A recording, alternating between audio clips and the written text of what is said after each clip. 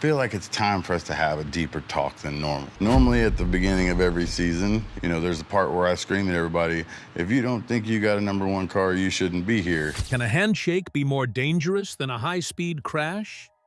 Big Chief was the undisputed king of Street Outlaws, the man who built the 405 into a global empire. I would sneak out and ride my bicycle, and I'd sit 50 or 100 foot away from all those guys, hope to get a glimpse. However, a hidden, calculated betrayal didn't just cost him his job, it killed his legacy. Today, the architect of the streets finally names the most evil person he's ever worked with. Was the Brotherhood a total lie? The truth is far darker than you think. The big reveal. The racing world is full of rivalries, yet some hits land much harder than others. For years, fans of the 405 looked at two men as the gold standard of brotherhood. But after a couple years had passed, the standard was broken. When Justin Big Chief Shearer finally decided to speak on the most evil person he ever worked with, he did not point a finger at a greedy network executive or a rival. He pointed it directly at someone who was closest to him, and it was none other than his ex-best friend and former right-hand man, Sean Ellington, also known as Murder Nova. I want to kick your ass just like you want to kick my ass. So our friendship is based on that. This reveal is a total collapse of a bond that everyone in the car community thought was unbreakable. Till today, fans of the two are still reeling because these men were the faces of the entire movement. You rarely saw one without the other. Seeing them implode was the last thing anyone expected when they first tuned in to see them conquer the list together. The way Chief talks about the situation has a tone to it. He spent a long time dropping subtle hints or staying quiet about the messy details of their fallout. Now, through various interviews and recent podcasts, those hints have turned into direct call-outs. He is laying it all out there without holding back. On television, they looked like a united front. However, the reality behind the scenes was far more complicated. While the cameras showed them laughing in the shop, resentment was quietly growing in the shadows. The tension reached a boiling point when Chief decided to walk away from the show that made them famous. Instead of a loyal partner standing by him, Chief felt a cold indifference from Sean. That reaction signaled the end of their era. It was a personal exit that left a massive hole in the Oklahoma City racing scene. But to understand how Murder Nova became the villain in Chief's story, we have to go back to the days before the cameras were even rolling. Justin and Sean didn't find each other through a talent agency. They found each other in the local racing scene, where their home base was Midwest Street Cars. At the time, the shop was not a household name. It was just a regular garage where two guys with big dreams worked tirelessly. These two shared a massive ambition, as they were not satisfied with being the best in their own backyard. They wanted to put Oklahoma City on the national map, and to do that, they had to work as a team. Chief was the vocal leader and the strategist. He was the one who could organize a race in his sleep and outthink his opponents before the cars even moved. Whereas Sean was a silent force. He owned the baddest car on the block and let his performance on the pavement do the talking. They were a match made in heaven when it came to racing. Even with these attributes, life wasn't easy during those early years as they faced serious financial hurdles. Every spare cent they had went into the gas tanks or new parts. They lived on the edge of being broke for a long time to keep their racing dreams alive. This shared sacrifice bonded them in a way that most people will probably never understand. The Crow and the Murder Nova were not mere vehicles. They were symbols of their fight against the rest of the world. Those cars represented their unified front. Long before Discovery Channel showed up, these guys were already street racing royalty. They spent their nights organizing the most dangerous top 10 list in the country, and this was exactly what the network was looking for. Just like that, the two men were got a reality series of their own called The Street Outlaws, which aired in 2013. This effort required a strong code of conduct, and it was about proving who was the fastest, without any excuses. Chief felt a deep sense of security knowing Sean was in his corner. He believed Sean was the only person who truly understood the stakes and truly had his back when things got dangerous. They were closer than blood, because they chose this life together. They built an empire out of nothing more than old metal and raw determination. The stories of their pre-TV dominance are still told in Oklahoma today. They ran the streets with an iron fist and a level of organization that was unheard of at the time. This was not just about fame, but about the respect that comes from being the best. They were an unbreakable unit, a two-man army that conquered T5 until the pressure of fame began to warp the very rules they swore to live by. The cost of fame. When the Discovery deal was signed, the stakes changed in an instant. This transition turned their secret hobby into a massive business. This change was new and exciting, even though it brought a level of pressure they were never prepared for. For two guys who used to scrape change together for gas, this new lifestyle was a shock to the system. They were no longer only racers. They were international celebrities with brands to protect. With this new change came a new power dynamic. Chief naturally became the face of the show since he did all the talking with the producers and explaining the rules to the audience. While he handled the spotlight, subtle changes started popping up in his relationship with Sean. There's no doubt Big Chief was perceived to be the leader between the two, but as time went on, it seemed Big Chief was getting all the spotlight.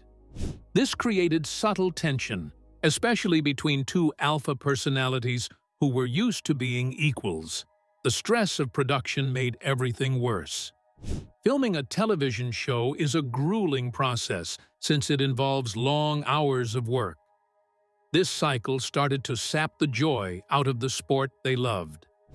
Racing was supposed to be about freedom and speed. Instead, it soon became about call-outs and script points. Managing the shop at Midwest Street Cars became nearly impossible with the new fame, as well as trying to run a business while being the stars of a global phenomenon. People were constantly showing up at the shop, making it hard to get any actual work done on the cars. External handlers and producers began to have a heavy influence. These people are paid to create drama and tension for higher ratings. They started pushing buttons, creating small camps within the shop. It was no longer Chief and Sean against the world. It was a production machine that needed conflict to survive. The natural friction of two competitive men was being pushed to the limit by people who did not understand the street code. The first public cracks began to show up in the early seasons as the tensions now became difficult to cover up. It didn't affect their performances since they still won races. But the spark of their brotherhood was fading under the hot studio lights. The fun was being replaced by a cold professionalism that felt wrong to those who knew them from the beginning. Every decision now had a dollar bill attached to it. The world saw a brotherhood, but Chief was starting to see a partner who was more interested in the show than the street. Things really started going sideways when a massive disagreement ensued over what actually counts as a street car. Big Chief was a total purist about the rules. He looked at the new cars entering the 405 and saw nothing more than professional race cars with headlights glued on. He felt the show was losing its soul, and moving away from the raw, dirty roots of Oklahoma City racing. He wanted to keep things authentic, but Sean had a different idea. He was evolving with the times and moving toward big-budget, professional setups. To Chief, this transition felt like a betrayal. He watched his best friend trade in their shared history for a more polished and expensive version of the sport. This philosophical divide eventually tore their business apart. The divorce of Midwest Street Cars was a huge blow to the local scene. This was the shop they built, and now they were dividing up the assets and going their separate ways. From there on, they went from being brothers to strangers. Chief also noticed a change in the crowd Sean was hanging with. He felt his former partner was surrounding himself with yes men who would never challenge his decisions. When they were still partners, Chief was always the one to offer the hard truth, even when it was painful to hear. The emotional toll was visible on Chief's face during the later seasons of the show. He was losing his closest ally while the world watched. He felt isolated and frustrated because he was the one trying to protect the old way of life while everyone else was chasing the money. The silence became the most noticeable part of their relationship. They would both show up to the same race nights and stand in the same pits without ever making eye contact. This silent treatment was a clear sign to everyone in the 405 that the era of the twin entities was officially over. They were teammates on a TV schedule, yet they were no longer a team in real life. That lack of communication allowed rumors and anger to grow in the dark. Chief spent those quiet months reflecting on how much had changed. He saw a man who once valued the street above all else turning into someone who cared more about winning on a screen. This was not the person he started the journey with. The loss of that friendship left a void that could not be filled by ratings or sponsorships. He was witnessing the death of a legacy he had helped create. The more they stayed apart, the more the resentment turned into something specific and technical. As the silence grew, certain accusations started to make waves. The leave button allegation. The tension moved away from personal feelings and focused on the mechanics of the cars themselves. The chief eventually pointed toward a piece of technology known as a leave button. To someone outside the racing world, that might sound like a small detail, yet it is actually an automated launch system. In a real street race, the driver has to time the start perfectly. Chief claimed that Sean was using this system to gain an unfair advantage. In the 405, reaction time is the most important skill a driver has. Automating that process is considered the ultimate sin on the street. Chief didn't think this was a mistake.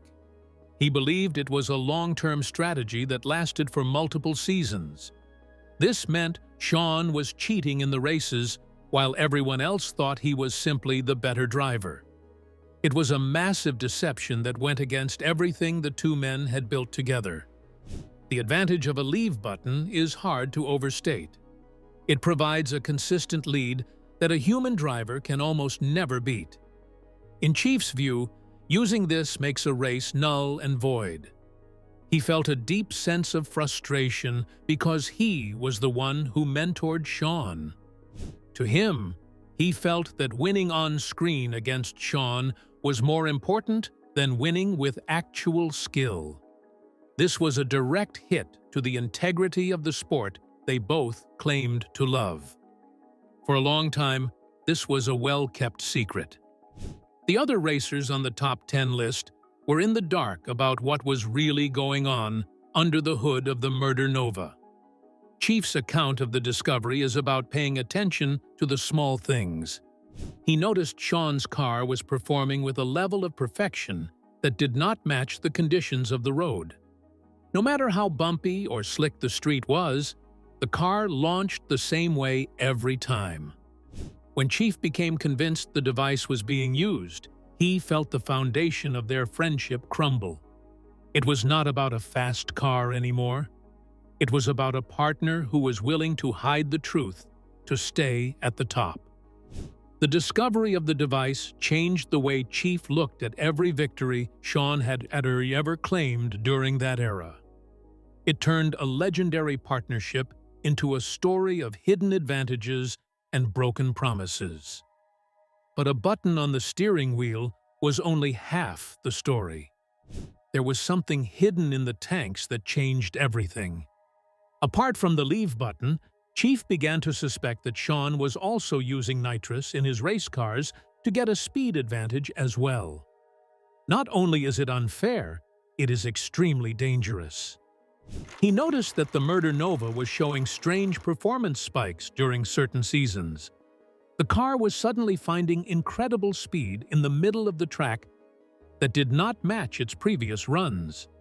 These discrepancies led Chief to look closer at the technical setup of the car. With these observations, Chief was stuck in a massive conflict of interest. He was the race master, which meant he had to be the referee for the entire city. Soon enough, word had spread through the racing community, and the nitrous rumors were no longer a secret between two friends. They started to tarnish the reputation of the entire Oklahoma City crew.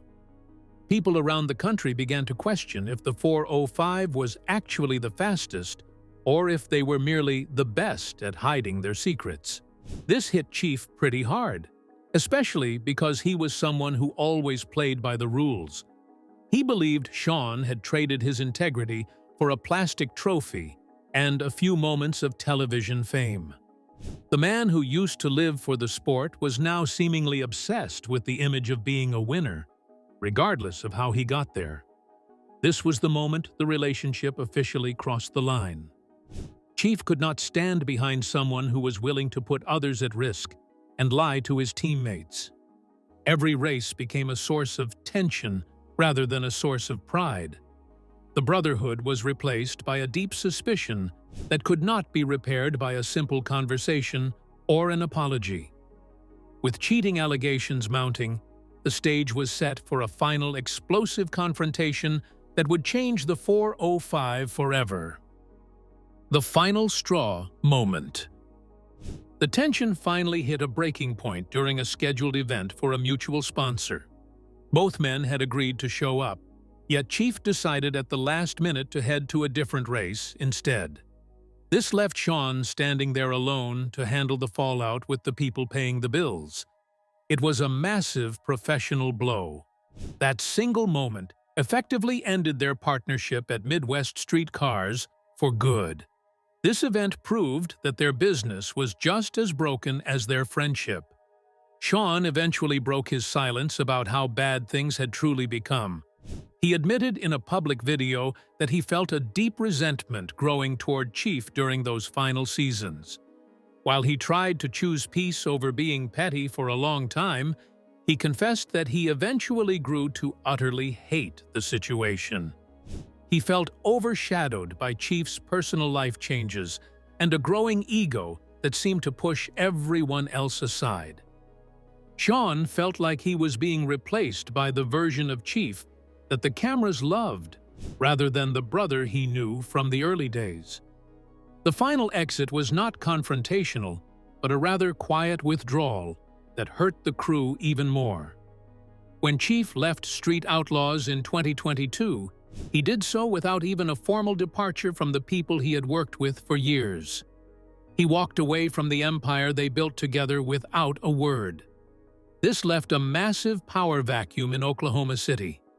Sean stepped up to fill that void.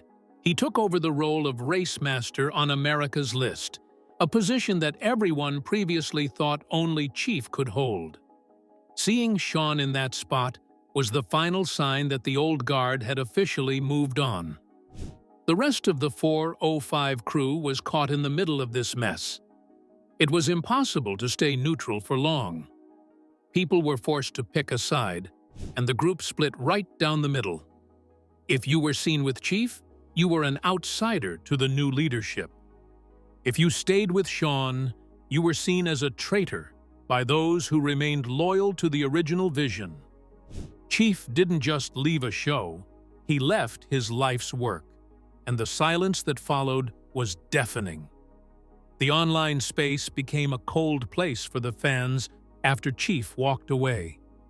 Since there was no longer a show to document their every move, social media became the new battleground for this broken brotherhood. It was a strange kind of warfare with subtle jabs and cryptic comments. Fans started noticing when Shawn made some indirect comments claiming Chief was difficult to work with. They watched closely as Chief posted about the purity of street racing, which everyone knew was a direct shot at the direction of the franchise. These small actions fueled a fire that the racing community had never seen before. The erasure was the most shocking part of the fallout. Discovery and the remaining crew started acting as if the very person who designed the show never existed. Chief was the architect of the 405 list, yet his name was rarely mentioned in new episodes. Shawn took the driver's seat of the entire operation. He chose to stay loyal to the network and eventually stepped into the role of race master on America's list.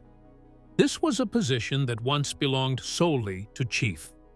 Shawn held that spot and led the group right up until production on the major franchise series finally came to a halt. Chief took a very different path after officially leaving the show in 2022. He wanted to get back to the basics of racing without the cameras and the scripts.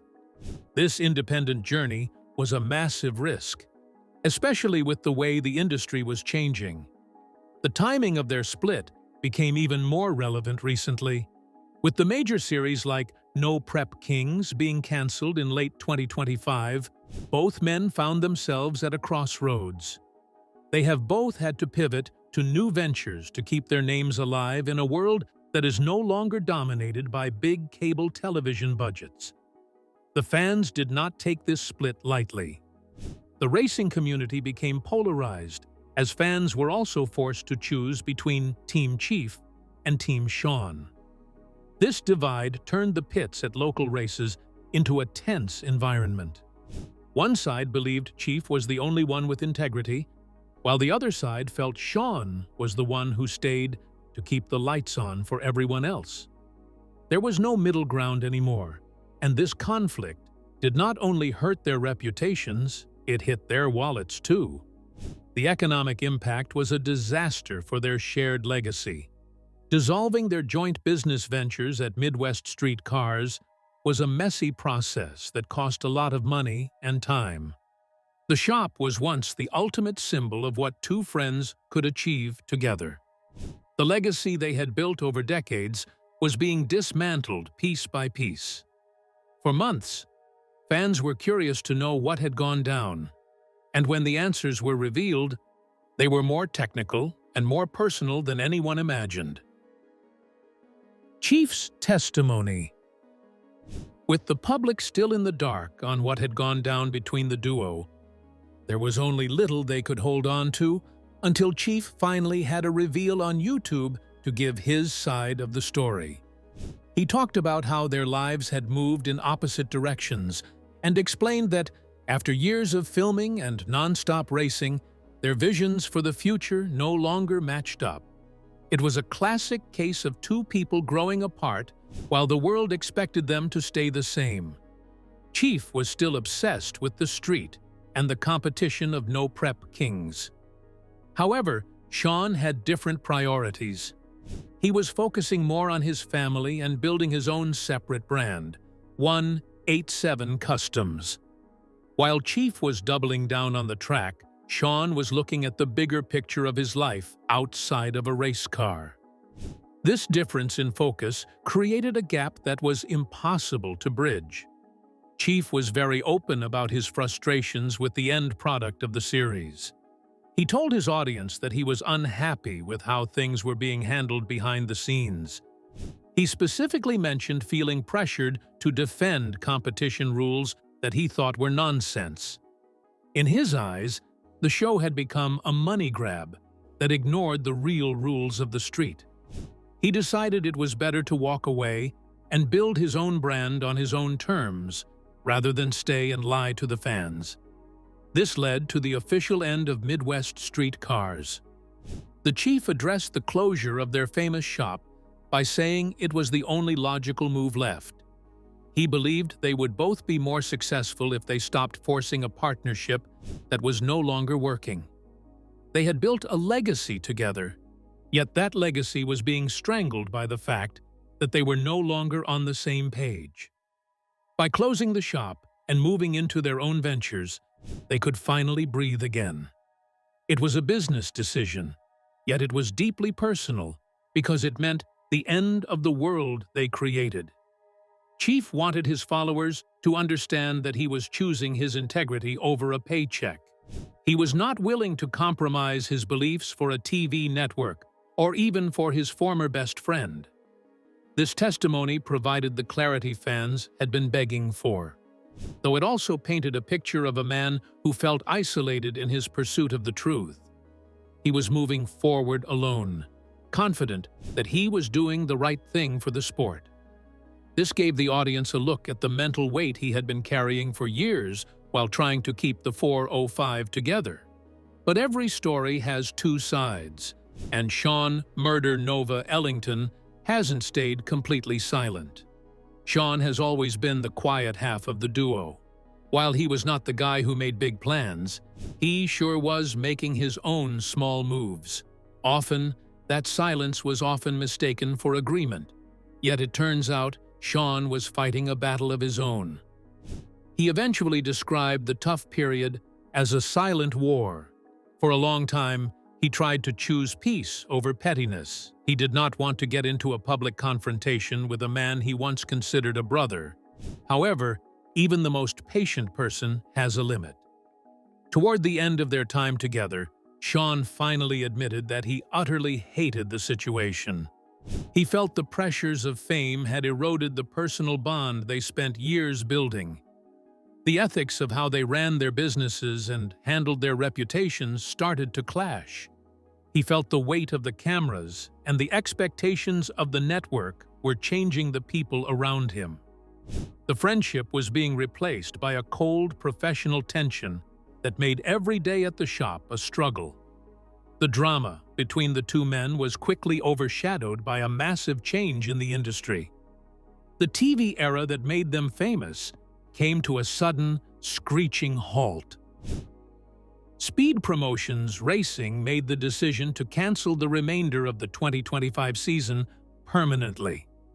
Insiders and fans recognized this as the official end of the Street Outlaws era on Discovery. The show that brought underground racing into millions of living rooms was over. In an instant, Sean and the rest of the 405 crew were out of a job on the network. Just like Big Chief, Sean didn't waste no time looking backward or waiting for a reboot. He decided to pivot toward a new world of sanctioned professional racing. Instead of sticking to the unlit back roads, he looked for a path that offered more stability and a bigger stage. This new direction shows exactly how far apart the two former partners have drifted. With both men looking into new ventures, they are both trying to survive in a world where the old rules no longer apply. They are moving toward different horizons, leaving the ruins of their partnership behind in the dust. Two men, two truths, and a legacy caught in the middle. But where do they stand in 2026? The current standoff. Currently, even though these men don't exactly work together, they are still very close. Chief has officially walked away from the world of mainstream television to get back to where it all began. He took his legendary 1972 Pontiac Le Mans, known as the Crow, and put it back on a small tire setup. He's now focused on locked-in street races and high-stakes shootouts on roads that haven't been touched by a prep crew. Chief is still the boss of Midwest street cars, He spends a lot of his time documenting complex builds for his YouTube channel.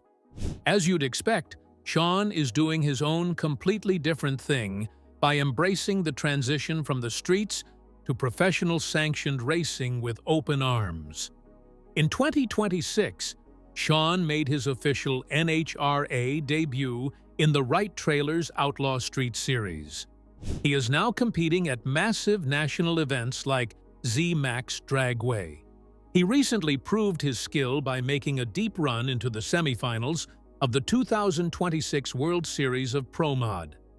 They organize high-stakes events with $20,000 prizes to keep the outlaw culture thriving. While he is busy on the track, Sean still operates 187 Customs, focusing on creating new parts and ideas for the Murder Nova brand. For him, this era is about balancing his love for the sport with his commitment to his family. He has found a way to be a professional racer without losing his identity.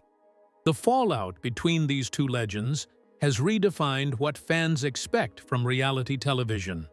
This split changed the face of Oklahoma City racing forever and left a legacy that is still being debated in garages across the country.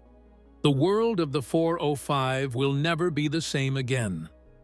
One man chose the dirt and the grit of the independent path, while the other chose the lights and the structure of the professional world. Looking back at the accusations of buttons and hidden tanks, some fans still wonder if the line was crossed too many times. Was it a case of cheating that destroyed the brotherhood, or was it simply the natural evolution of a sport that outgrew its origins?